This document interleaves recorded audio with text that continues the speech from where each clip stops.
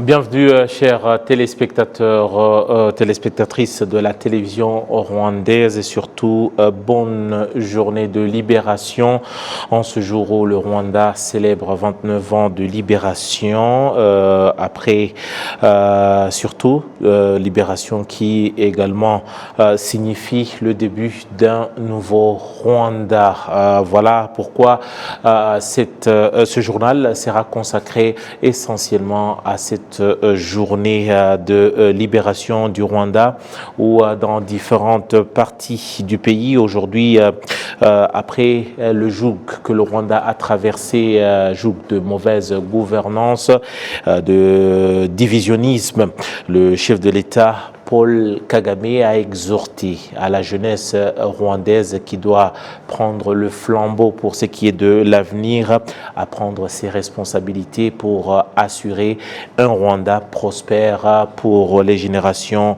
à venir. Les détails ici, c'est avec notre confrère Kassim Youssouf.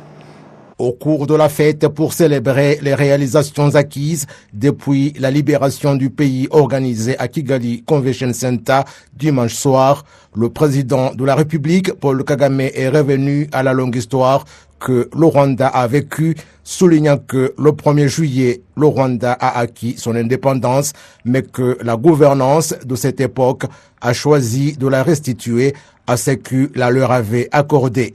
C'est à ce propos qu'il a indiqué qu'il ne convient pas qu'une telle erreur se répète après qu'on ait acquis la libération le 4 juillet 1994. Le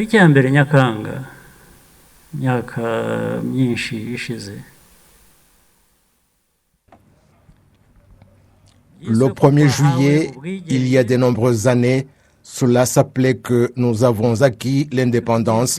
Mais après un certain temps, c'est comme si elle a été restituée à ce qu'il avait accordé.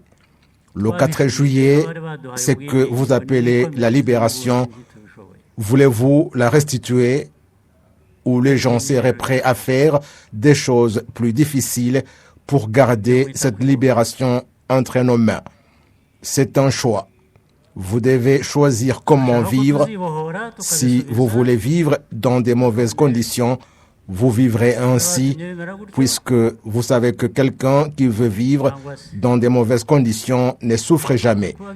Vivre sans rien faire et dormir, cela entraîne des mauvaises conditions de vie. Ce qui est si difficile, c'est de bien vivre, parce que bien vivre exige que vous travailliez pour cela. Le président de la République, Paul Kagame, est en outre revenu sur l'importance de l'histoire que le Rwanda a vécue, soulignant que c'est l'histoire qui a été écrite par le sang des jeunes Rwandais et a ainsi exhorté les jeunes à ne pas se laisser tomber dans des futilités telles que l'ivrognerie qui détruisent leur avenir, mais qu'ils ont le devoir de tenir fermement et préserver l'histoire du pays.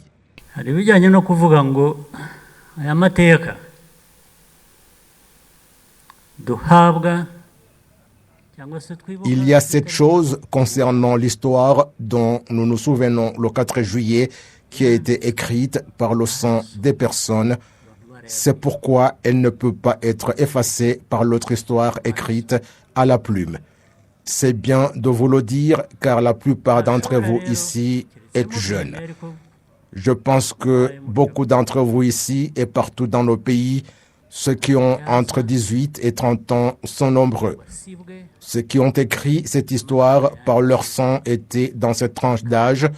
Pour vous qui êtes dans cette tranche d'âge, vous avez la responsabilité de poursuivre cette histoire, même si cela peut vous coûter la vie, afin de la préserver pour qu'elle ne soit pas effacée et écrite avec de l'encre.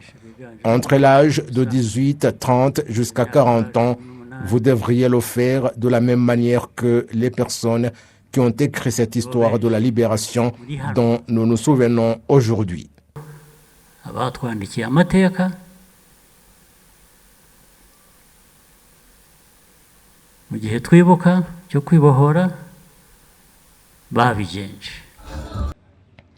Cette fête a été un moment de convivialité et le chef de l'État a souhaité aux participants un excellent jour de libération.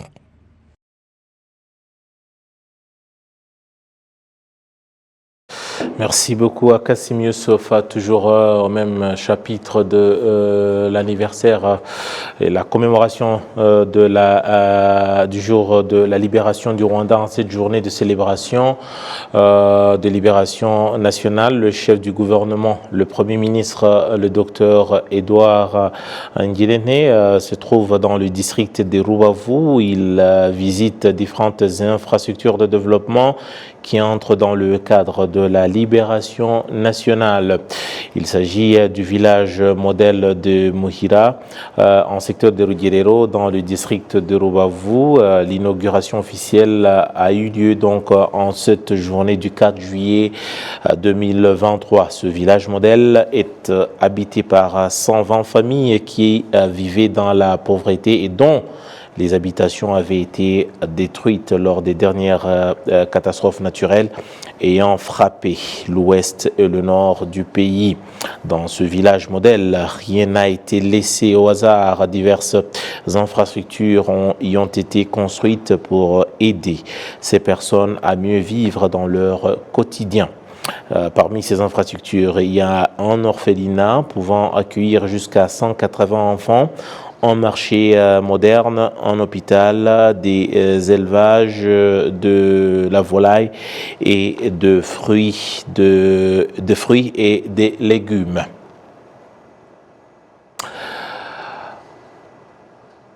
Voilà, merci donc. C'est ce qui passe en cette journée de libération, un symbole très fort justement de la politique de la bonne gouvernance depuis 29 ans. À ce propos, dans ces studios, j'ai le plaisir d'accueillir l'ambassadeur Mutaboba Joseph, ancien représentant du Rwanda à l'ONU, également à l'Union africaine. Il a également occupé plusieurs postes de responsabilité au niveau du gouvernement et d'autres institutions étatiques, mais il a effectivement travaillé beaucoup pour la diplomatie du Rwanda. C'est parmi les diplomates de la première heure après le génocide commis contre les Tutsis et aussi la libération du pays. Bienvenue, monsieur l'ambassadeur. Merci beaucoup, Eddy, et bonne journée. Voilà, merci et bonne journée aussi de libération. Ambassadeur, nous sommes au 4 juillet 2023, ça fait 29 ans, mais si, comme l'histoire, surtout nous renseigne, aux plus jeunes et même ceux-là qui étaient à un âge mûr, quand une date pareille arrive, vous personnellement, en faisant une rétrospective, quelle est l'image que vous avez d'un 4 juillet 1994? Merci Eddy, encore une fois, bonne journée et bonne célébration à tout le monde. Cette date, c'est une date très mémorable dans beaucoup de sens, et sur tous les plans. Parce que le nouveau Rwanda que nous connaissons aujourd'hui date de cette date du 4 juillet 1994. Le chef de l'État, Paul Kagame, dans son allocution devant la jeunesse, il a même parlé de presque le nouvel an de Rwandais. C'est une date comparable au nouvel an. Êtes-vous du même avis? Je suis absolument du même avis que le président parce que le Rwanda tel qu'il était en 1994, c'était un Rwanda qui était au bout du précipice, je dois dire, qui était déjà parti presque dans les ténèbres, on dirait. Et que subitement, quand l'armée patriotique rwandaise a arrêté le génocide qui se perpétrait contre les Tutsis, c'était comme une résurrection de tout ce qui vivait, que ce soit les personnes humaines, que ce soit les plantes, que ce soit les animaux. C'était comme une résurrection parce que quand vous avez un calme que l'on croyait précaire à ce moment-là, mais il y avait un calme, ce calme-là donnait déjà un espoir à quiconque était encore vivant et quiconque voulait voir devant. Donc c'est une date très mémorable Et là, je dois la rapprocher aussi du 1er juillet, comme l'a fait le président. Parce que le 1er juillet, pour toutes les années passées, antérieures, je veux dire, on nous avait parlé on avait chanté, on avait entendu chanter, on a chanté aussi l'indépendance. Ouais. Ça, c'était dans tous les pays d'Afrique. Hein? Le soleil des indépendances. Le soleil des indépendances. Indépendance, tcha-tcha-tcha, c'était partout. Mais en fait, il n'avait pas d'indépendance. Ça, le président l'a bien dit. Et je crois qu'aujourd'hui, mieux que hier, les gens, les Africains surtout, commencent à comprendre que l'indépendance qu'on a eue était plutôt une indépendance précaire, qui était voilée, je dois dire, plutôt qu'un cadeau sur le plateau pour dire ça c'est le cadeau réel. C'était un cadeau simulé qui n'était pas... Certains parlent d'un cadeau empoisonné sur un plateau en or. En tant que diplomate, je ne peux pas le dire, mais le chef de l'État l'a dit en ces termes, et je crois qu'il a raison. On nous a donné un cadeau, appelé indépendance, mais on n'était pas indépendant. Donc, il faut relier les deux. Est-ce que ce cadeau vaut ce qu'il valait, ce à quoi nous nous attendions? Non. Mais ce n'est jamais trop tard, comme on le dit toujours.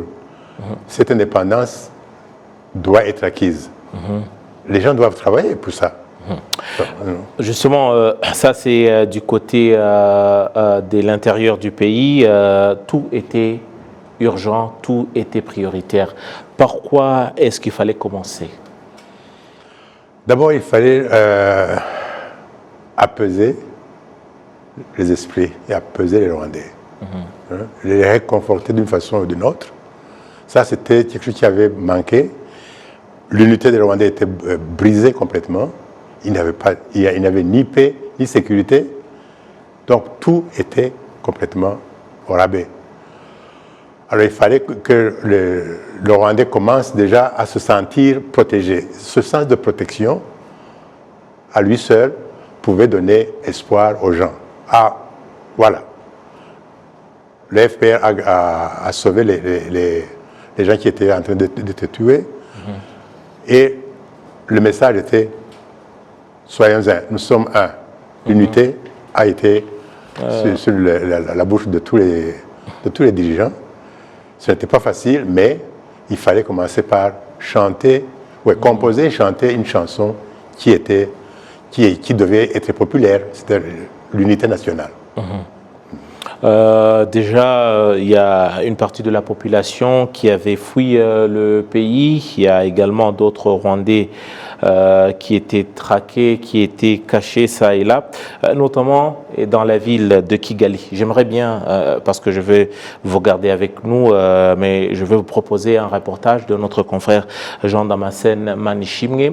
Il revient sur l'histoire de la ville de Kigali, où en tout cas ceux-là qui ont connu la ville de Kigali affirment que son extension depuis 29 ans est un signe éloquent de la bonne gouvernance que le Rwanda connaît depuis 29 ans et surtout après les génocides commis contre les Tutsis.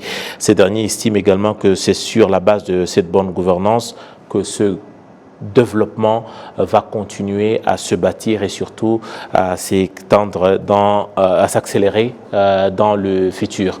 Jean Damascène Manishimwe. Kigali est la capitale rwandaise depuis l'époque coloniale. Les fins connaisseurs de l'histoire de Kigali affirment que les changements remarquables dans le développement de la capitale rwandaise se sont observés ces 29 dernières années. James Rwagasana habite à Kigali il y a environ 70 ans.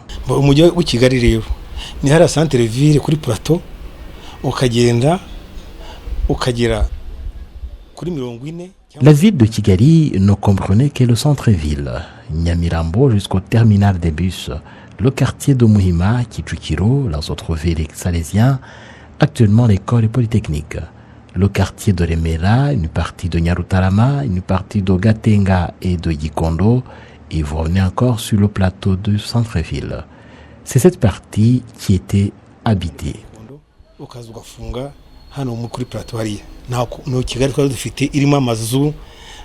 abantu baturamo. La ville de Kigali ne connaît pas seulement de changements au point de vue superficie, mais plutôt sa physionomie tout entière. Sylvestre Karemera se rappelle de l'image de la colline de Kanombe où il habite depuis 1997, une observation qu'il partage avec James Rwagasana qui lui habite le quartier de Muhima à Kigali depuis 1954. Nta muntu wabonaga ku rugo rw'undi yari imiyenzi gusa. Iterambere uko genda riza imihanda yose yari ibitaka yari ihari. Nta muhanda n'umwe wari ufite kaburimbo. Uretse les maisons n'avaient pas de clôture, aucune route n'était asphaltée, même les routes aménagées avec des pierres l'ont été longtemps après. Le quartier de Kimirongo, par exemple, n'était pas habité. Il n'y avait que de la brousse et des bananeries. Les maisons étaient plutôt très peu. ukabona aho bita kwa Mushimbiri. Kwa Mushimbiri icyo gihe ryari ishyamba gusa, nta nzu yahabaga. Ku myubakire so 1920 amazu ibitwa mugongo wa tembo. Dans la construction, nous n'avions que des maisons très rudimentaires, ce qui n'est pas le cas aujourd'hui. Là où tu peux même trouver des maisons semblables à celles de certains quartiers résidentiels des grandes villes américaines ou européennes.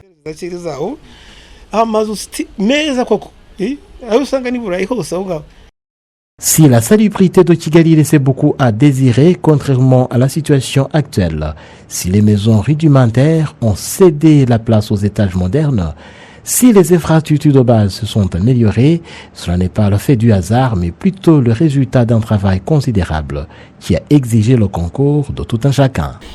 Le travail abattu par ce gouvernement est vraiment extraordinaire. La physionomie de Kigali a totalement changé. Celui qui viendrait dans cette ville, après 29 ans d'absence, aurait du mal à reconnaître l'endroit où il habitait. Aujourd'hui, il y a des bâtiments tout à fait nouveaux, de nombreux axes routiers et d'autres infrastructures. Avec une superficie de 730 km², la ville de Kigali compte une population de plus d'1,7 million, une population qui s'élèvera à environ 4 millions d'ici 2050. Merci Jean-Damascène Manishimwe, monsieur l'ambassadeur. Ça révèle de presque l'impossible, parce que si on doit dire que tout ça, tout ce qu'on voit en image, ça résulte de 29 ans de gouvernance, c'est quand même impressionnant. C'est impressionnant, c'est vrai, mais il faut le lire plutôt dans le sens des efforts fournis. Ce n'est pas un miracle qui a été opéré pour qu'on ait ceci, non. Donc vous refusez, vous enregistrez en faux pour ceux-là qui disent le miracle rwandais. Il ne s'agit pas d'un miracle. Moi, c'est mon avis personnel. Quand les gens disent et insistent que c'est le miracle rwandais, moi je perçois toujours que c'est une bonne façon de minimiser les efforts fournis par le leadership et par les Rwandais en général. Alors, si vous me dites que c'est un miracle rwandais, ça veut dire qu'il y a eu une intervention divine, dont ni toi, ni moi, ni le président, ni son gouvernement, personne n'a rien fait. C'est le bon Dieu qui nous a aidés. C'est vrai, le bon Dieu nous a beaucoup aidés, même s'il nous avait oubliés pendant le génocide. On ne sait pas où il était. Toutefois, ça, ce sont des questions qu'on se pose et des réponses qu'on se donne. Donc, le leadership qui a un certain sens de bonne gouvernance, c'est où nous sommes, où nous voulons aller et comment y arriver. Donc, quand Manishimwe parlait des infrastructures routières, des maisons, etc. Mais ça, c'est parce qu'on a une vision.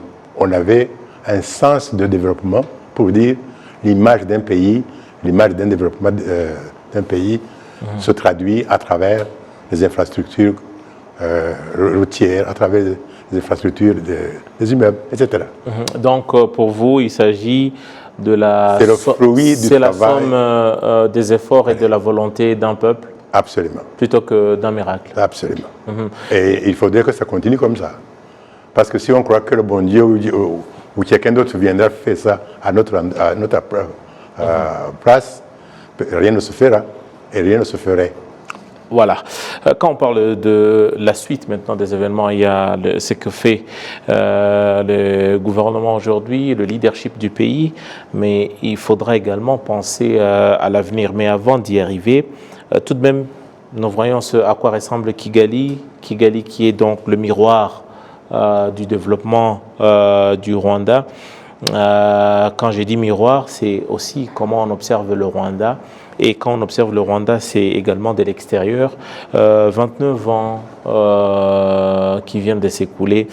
Quelle était l'image? Par exemple, tout à l'heure en vous présentant, j'ai dit, vous êtes parmi les tout premiers diplomates qui ont été dépêchés à l'extérieur. Et c'est aux États-Unis d'Amérique que vous débarquez, monsieur l'ambassadeur. Quelle est l'image déjà qu'avait le Rwanda en cette période particulière? Et 29 ans après aujourd'hui, comment est-ce qu'on est perçu à l'extérieur? Bon, en 1994, immédiatement après le génocide contre les Tutsis, là, nous avons atterri dans différentes capitales. Moi, j'ai atterri à Washington, D.C. La première chose que les gens se posaient comme question, c'était « Vous venez du Rwanda ?» Oui. « Vous êtes tueur ou vous êtes victime ?» J'ai dit « Je ne suis pas tueur, je suis victime d'une mauvaise situation, d'une mauvaise gestion. » Ouais. Alors, les gens croyaient que tous les Rwandais étaient des tueurs. Et ce n'est pas vrai. Et les gens croyaient que c'était statique, que rien n'allait changer. Donc, le message qu'on devait apporter et partager avec ceux qui nous attendaient, ceux qui nous recevaient, c'est que nous représentons une nouvelle ère de vie pour le Rwanda. On a vécu le pire qu'on puisse vivre dans le monde et au Rwanda. Aujourd'hui, c'est l'élan qui commence pour qu'on puisse changer la face du Rwanda. Et ça, c'était le message, mais ce n'était pas facile à être reçu. Et aujourd'hui, 29 ans après, est-ce qu'on a avancé? Non, aujourd'hui, on a beaucoup avancé, bien sûr, parce que, écoute, 29 ans après, et après un travail assidu des Rwandais et du gouvernement rwandais surtout, les gens ont compris qu'il y a une consistance dans la recherche d'une paix durable, d'une unité continue et d'une sécurité absolue. Voilà. Tout ça a des soubassements, mais surtout tout ça doit être légué aux générations futures. J'aimerais bien vous proposer ce reportage également, qu'on puisse voir également ce qu'on pense déjà à la jeunesse aujourd'hui, 29 ans après, et surtout la conscience que cette jeunesse a ou devrait ou doit avoir pour ce qui est du futur du Rwanda et surtout de leur rôle. Uwachu Grace est une jeune femme âgée de 30 ans. Elle a déclaré au micro des Arabiers qu'après avoir obtenu son diplôme universitaire, le premier emploi qu'elle a exercé lui a donné l'idée de créer sa propre entreprise. Et son projet a réussi. Comme beaucoup d'autres jeunes qui travaillent dans différents secteurs, ils disent qu'ils sont reconnaissants d'être actuellement dans un pays sûr, ce qui les incite à travailler dur et vouloir améliorer la qualité de leurs prestations. Le ministère en charge de la jeunesse a récemment lancé un grand projet appelé Haguka qui devrait fournir un emploi à 100 000 jeunes rwandais d'ici 4 ans. Le ministre de la Jeunesse a indiqué que les jeunes devraient savoir quoi faire et être spécifiques dans leur choix.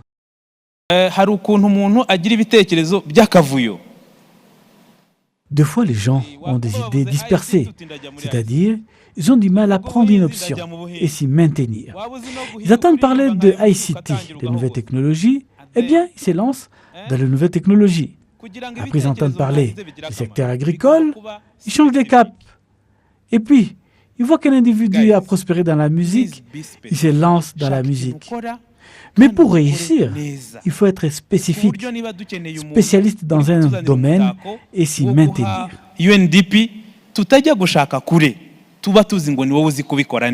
Un expert en statistique et développement communautaire, professeur à l'Université du Rwanda, Dr Ignace Kabano, affirme que la jeunesse est une grande force du pays car ceux qui sont en âge de travailler sont productifs, Donc, les impôts sont également disponibles et utilisés pour les activités de développement. Les recensements de la population et de l'habitat réalisés en 2022 a montré que les Rwandais ont l'espoir de vivre longtemps, en bonne santé, car l'espérance de vie du pays a atteint environ 70 ans, ce qui signifie que la jeunesse d'aujourd'hui a encore beaucoup de temps devant elle pour servir le pays et son développement. Au Rwanda, 65,3% de Rwandais ont moins de 30 ans. Merci donc Agnelli Dandy Patrick. Pour terminer, Monsieur l'ambassadeur, les jeunes qui ont libéré ce pays avaient conscience du combat qu'ils devaient mener. C'est également dans l'inconfort qu'ils ont puisé la force. Et les jeunes d'aujourd'hui, est-ce que le développement qu'on connaît aujourd'hui et le confort dans lequel vit la jeunesse rwandaise aujourd'hui, comment et par quelle voie doit-elle prendre conscience de sa responsabilité actuelle et future, déjà de bâtir tout sur ce qui a été atteint aujourd'hui? La jeunesse, tout comme je suis content du programme, du reportage de Agnelli Dandy. La jeunesse, nous avons encore beaucoup de kilomètres à faire. Moi, je marche beaucoup. On a encore 1000 et plus de kilomètres à marcher pour essayer de mettre la jeunesse au diapason. C'est très important parce que, comme il le disait tout à l'heure, si l'espérance de vie a augmenté, ça veut dire que eux qui ont vu et qui voient aujourd'hui ce qui est fait, pour eux et avec eux, ils devraient répercuter le même message aux générations qui vont suivre après eux. Nous serons déjà partis, ça c'est sûr. Alors, pour se préparer, il faudrait qu'ils soient conséquents avec ce qu'il faut faire. Aujourd'hui, comme le disait le président hier ou avant-hier, quand vous voyez comment ils boivent, comment ils abusent, comment ils prennent les chambres ou autres, je ne sais pas comment ils appellent ça, ça fait pitié. On se demande, mais à qui est-ce que nous allons léguer ce pays? Nous avons fait notre part. Tout le monde a pu dire oui et merci, mais l'important c'est de savoir qu'est-ce qu'il va en faire. Et là, c'est aujourd'hui qu'il faut commencer à comprendre que le sang qui a été versé pour sauver ce pays et pour le mettre à l'avantage de tout le monde, et des jeunes surtout, ce n'est que ces mêmes jeunes qui doivent comprendre, qui doivent prendre la relève et de façon très, très, très moderne. Merci beaucoup. C'est important. Voilà, c'est très important, on a compris, parce que c'est une liberté acquise par le sang. Et c'est surtout par le sang également que les jeunes doivent comprendre qu'ils doivent assurer l'avenir de ce pays. Merci beaucoup, Monsieur l'ambassadeur, pour votre décryptage et surtout votre disponibilité. C'est moi qui vous remercie.